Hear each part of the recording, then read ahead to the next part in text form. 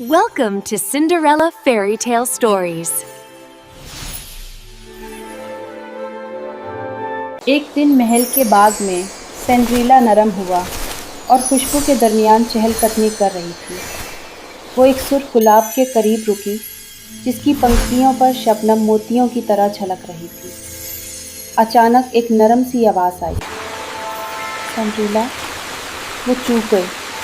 Cinderella ने चारों तरफ देखा मगर वहाँ सिर्फ खामोशी थी।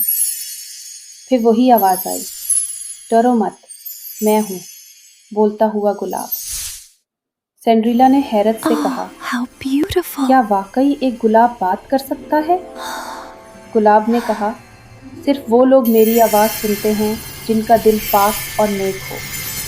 सिंड्रेला ने मुस्कुराकर कहा, तो फिर हम दोस्त बन गए। रोज़ सिंड्रेला इससे बातें करती और पूरा बाग जैसे मुस्कुरा उठता। मगर एक दिन बादल छा गए।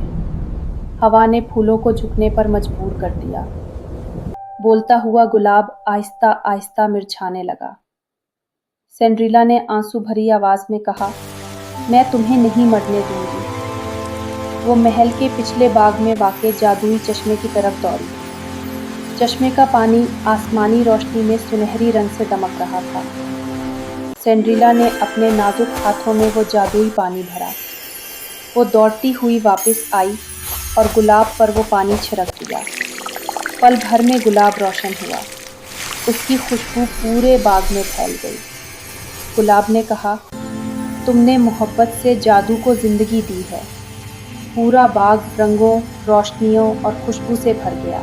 सिंड्रेला ने कहा, मोहब्बत और खुलूस का जादू हमेशा जिंदा रहता है। गुलाब की रोशनी से जैसे आसमान भी चमकने लगा। सिंड्रेला ने मुस्कुराकर कहा, मेरे दिल का सबसे खूबसूरत फूल तुम हो। Thanks for watching, and don't forget to subscribe.